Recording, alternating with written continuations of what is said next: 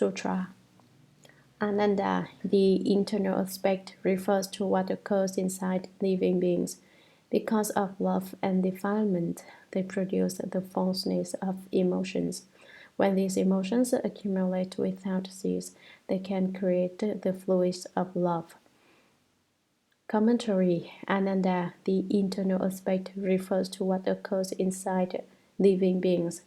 This means within the physical body. What is within the physical body? Because of love and defilement, they produce the falseness of emotions. There is love and desire and defied dharmas. From the love and defilement, false emotions come up. These emotions accumulate without cease. The emotions pile up day by day, month after month. They become abundant and do not stop.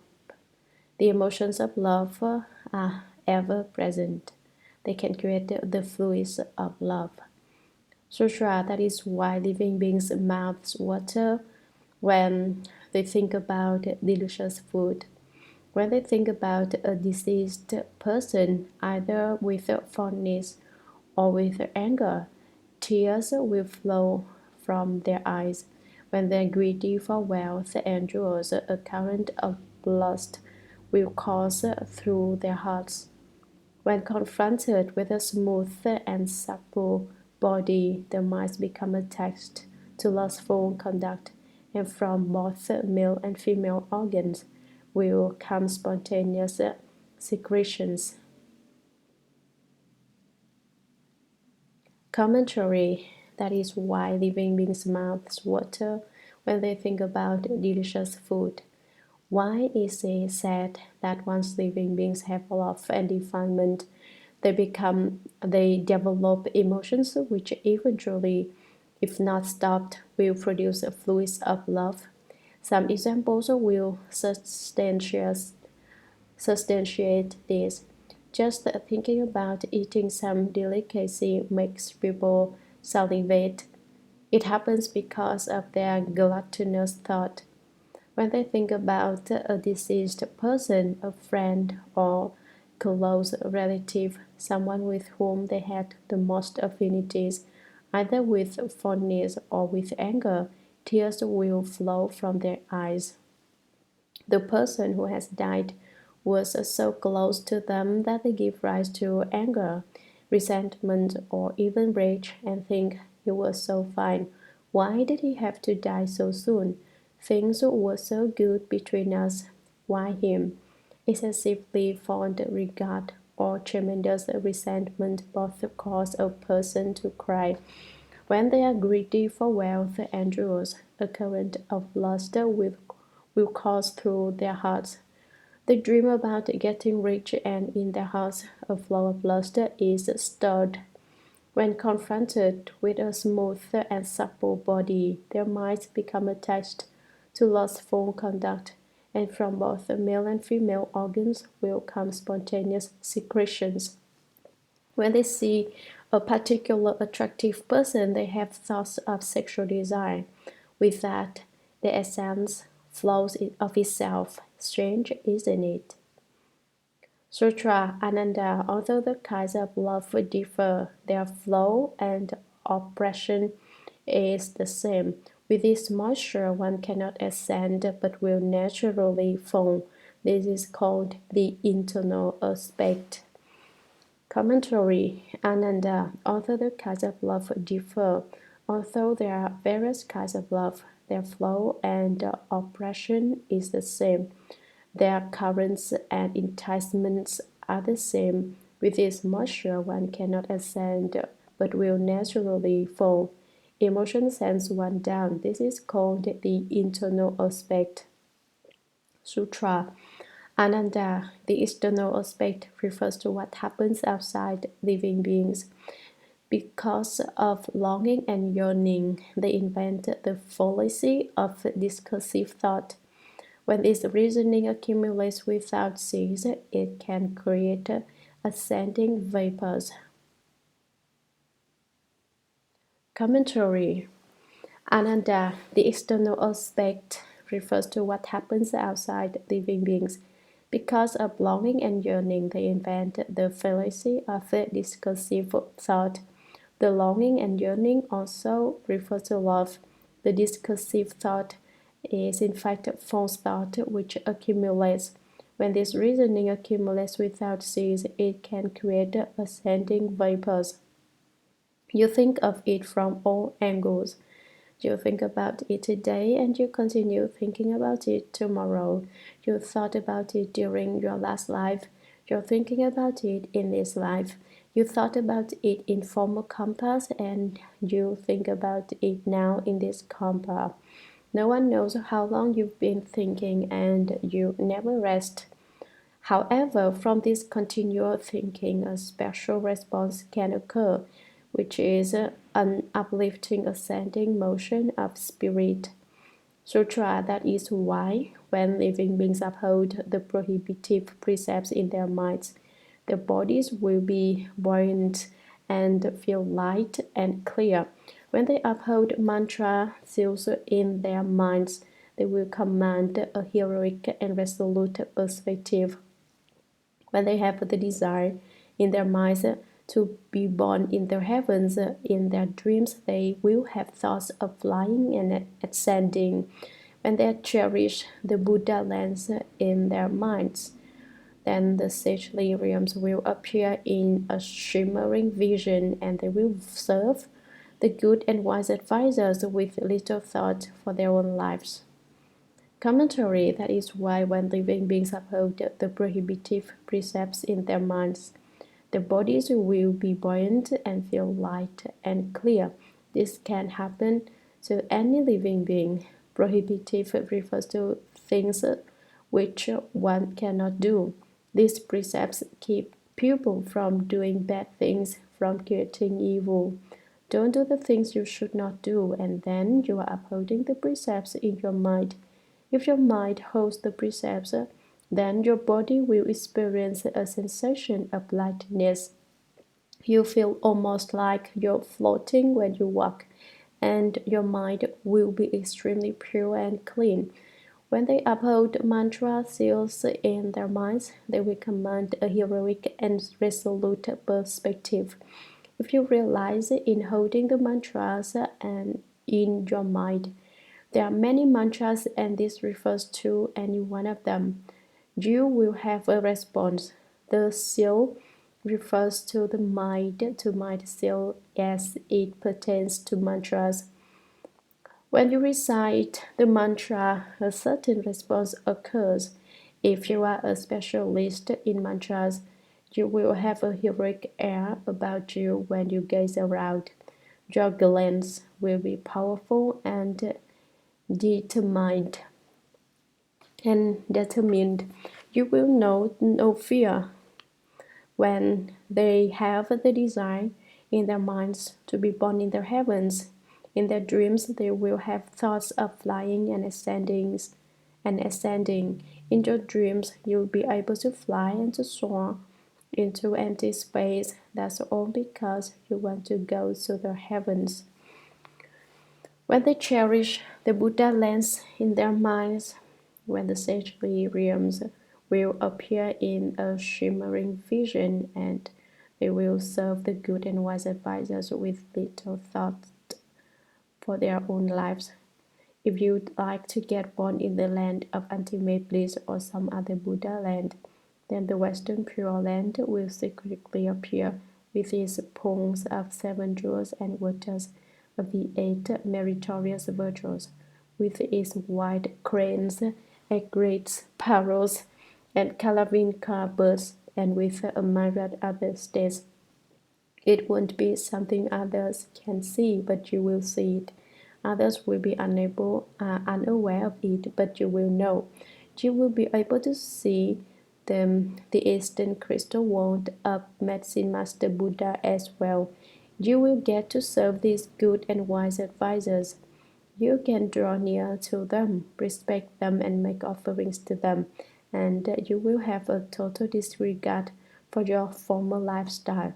Your very life itself will seem unimportant when faced with this opportunity to serve and draw near those good and wise advisors.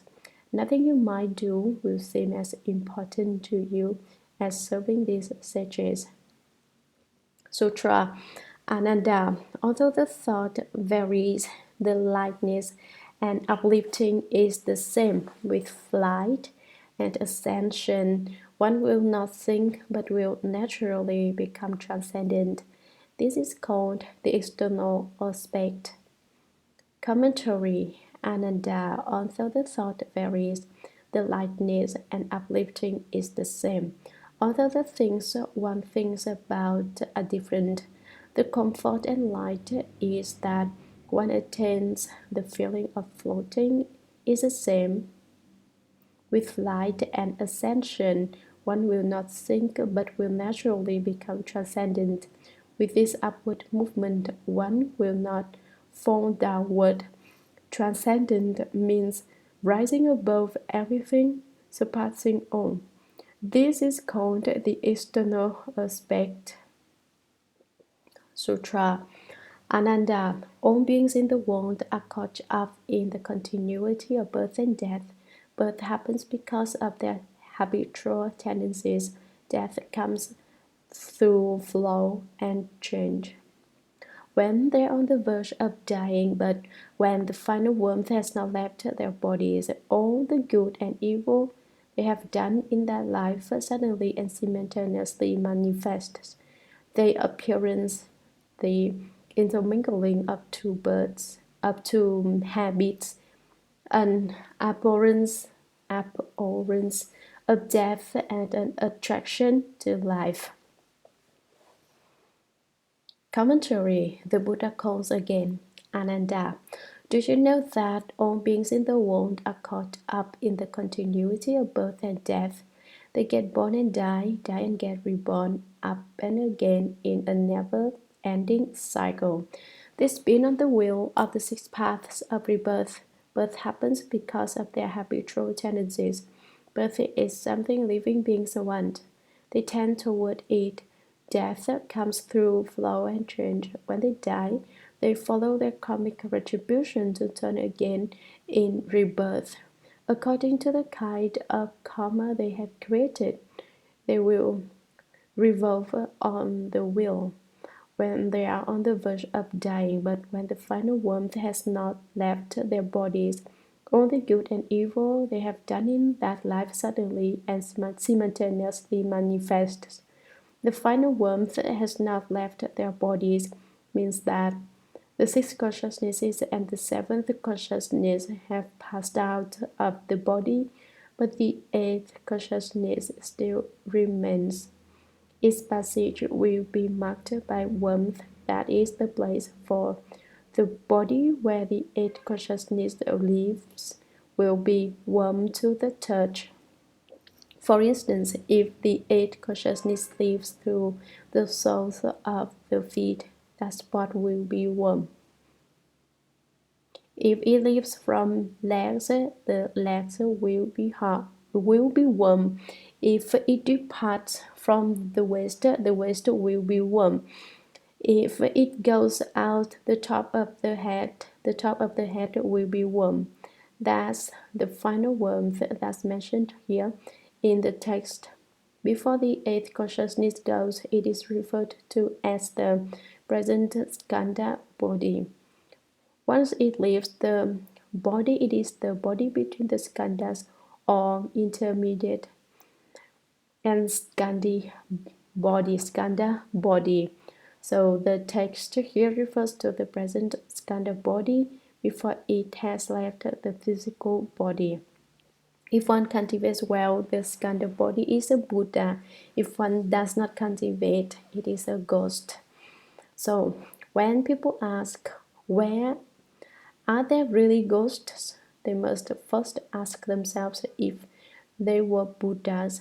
If they know they are Buddhas, then of course they are ghosts as well. If you are not sure that they are Buddhas or ghosts, ask yourself if they are pupil. If you acknowledge the fact that they are pupil, they will know that there are also Buddhas and ghosts. because they are all different aspects of the same thing. After one dies, then the eighth consciousness is called the intermediate skandha body. Before one dies, it is called the present skandha body.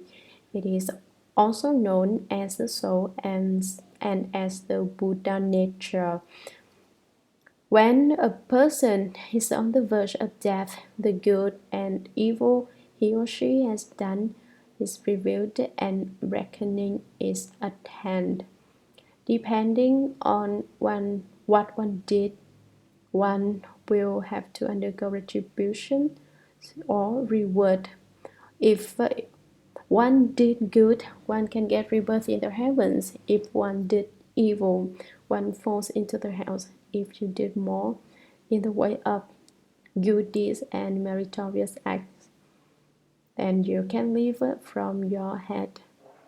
If you did more in the way of committing crimes and creating offenses, then you live from your feet. Obviously, then, to live from the upper part of one's body means one will gain a higher rebirth, whereas to live from the lower part means that one is going to habits, an abhorrence of death, and an attraction to life. They are repelled and attracted when confronted with death and birth. Sutra endowed solely with thought, they will fly and can certainly be reborn in the heavens above.